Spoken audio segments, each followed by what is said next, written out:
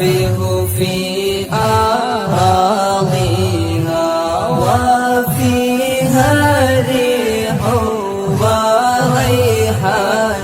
اللهم زيني فيه بالستر والعفاف، واسترني فيه بلباس القنوع والكفاف، وآمني فيه من كل ما أخاف بعصمتك يا عصمة الخائفين. اللهم اغفر لي ذنوبي يا رب العالمين.